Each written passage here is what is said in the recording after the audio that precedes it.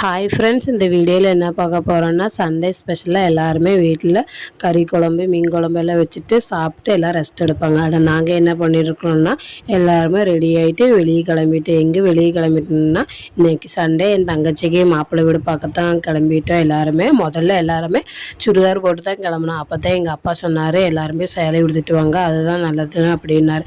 சரின்ட்டு 10 நிமிஷத்துக்குள்ளே எல்லாரும் போயிட்டு எந்த சேலை கட்டணுமோ அந்த சேலை கட்டணுமான்னு சீக்கிரமாக எடுத்து போட்டு 10 நிமிஷத்துக்கு எல்லாருமே சேலை கட்டிட்டு வந்துட்டோம். வந்து முடிச்சுட்டு அப்படியே எல்லோரும் வண்டி வந்துருச்சு சொன்னாங்க. எங்கள் கோவில் பக்கத்தில் தான் வண்டி வந்திருக்குது, எல்லோரும் வாங்க போகலான்னு. கடைசியாக நாங்கள் தான் போயிருந்தோம். அப்படியே ஃபோட்டோஸ் எல்லாம் எடுத்துகிட்டு அப்படியே உள்ள எல்லாமே கேறி இருந்தோம். அப்பா சொன்னார், என் ஃப்ரெண்டும் கூட வராரு, அவளையும் கூட்டிகிட்டு போகிறோம் அப்படின்னாரு. சரிப்பா அப்படியே சொல்லிவிட்டு அவரு ஃப்ரெண்டை கூட்டிகிட்டு வந்தார். கூட்டிகிட்டு வந்துட்டு வண்டியில் எல்லோரும் இருந்துட்டு சரி போகலான்னு சொல்லிட்டு வண்டி ஸ்டார்ட் பண்ணிட்டாங்க. எங்கன்னா எங்கள் ஊர் வந்து பாலக்காடு, பையன் வீடு வந்துட்டு வடக்கஞ்சேரி.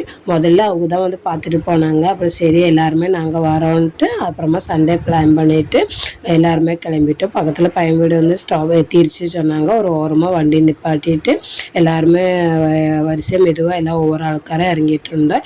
எங்கள் அக்கா கையில் இருக்கிற பையில் வந்துட்டு பழம், தேங்காய், ஸ்வீட்ஸு. ஏன்னா பையன் வீட்டுக்கு வெறும் கையாக போகக்கூடாது, மொதல் போகும்போ அப்போ எல்லாமே வாங்கிட்டு போகலான்னு சொல்லிட்டு வாங்கிட்டு வந்தோம். ஏன்னா இங்கே பெருசாக எதையுமே கூப்பிடல.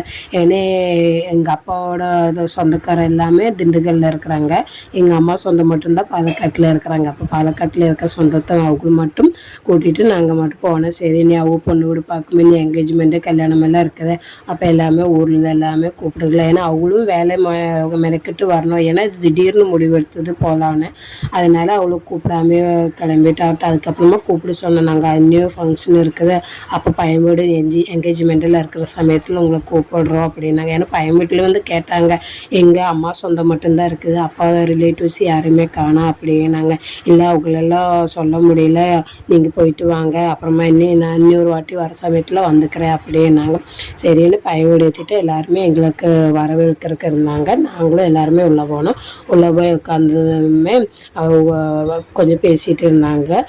பெரிய மனுஷனெல்லாம் வந்தாங்க. அவங்க வீட்டிலேருந்து அவங்க மாமா, அப்பா, பெரியப்பா, சித்தப்பான்னு அவங்க அக்கா ஹஸ்பண்ட் எல்லாம் வந்துருந்தாங்க. எங்கள் சைடு பேசுகிறதுக்கு, பொண்ணு வீடு சைடு பேசுகிறதுக்கு எங்கள் அப்பா, எங்கள் மாமா, தாய் மாமா, எங்கள் அக்கா ஹஸ்பண்டு, என் ஹஸ்பண்ட் எல்லாம் இருந்து பேசிகிட்டு இருந்தாங்க. ஏன்னா பொண்ணு வீடு பையன் வீடு பிடிச்சிருக்குதா கேட்டாங்க. பையன் வீடு பிடிச்சிருக்குது, எப்போ கல்யாணம் வைக்கலாம், இல்லை நாங்கள் பொண்ணு வீடு பார்த்ததுக்கப்புறமா என்கேஜ்மெண்ட் வச்சுக்கலாமா என்னென்னு அவங்களோட ப்ராசஸ் எல்லாம் பண்ணிகிட்டு இருந்தாங்க. நாங்கள் எல்லாம் உட்காந்து அங்கே கொஞ்சம் நேரம் அவங்க அக்காவோட எல்லாருமே பேசிகிட்டு இருந்தோம். பேசி முடிச்சிச்சு. அப்படியே எல்லாருமே சாப்பிட்டு வாங்கன்ட்டு எல்லாருக்குமே சாப்பாடு கொடுத்துருந்தாங்க.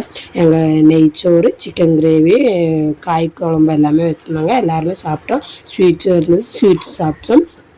சாப்பிட்டு முடிச்சுட்டு கொஞ்சம் நேரம் பையன் வீட்டில் கெஸ்ட்டு வந்தவங்களெல்லாம் எல்லாருமே சாப்பிட்டு முடிச்சதுக்கப்புறமா எல்லாத்துக்கிட்டுமே போயிட்டு வரேன்னு சொல்லிவிட்டு நாங்கள் எல்லாருமே கிளம்பிட்டோம்.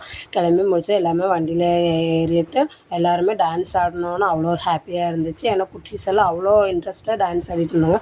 நானே, என் நாத்தனே, என் குட்டி பையன், என் அக்கா பொண்ணு எல்லாருமே பயங்கரமாக ஆட்டம் ஆடிட்டு இருந்தோம். இதே மாதிரி தொடர்ந்து அடுத்தடுத்த கல்யாண வீடியோ வந்துக்கிட்டே இருக்குது. என் வீடியோவுக்கு சப்போர்ட் பண்ணுங்கள். Thank you friends.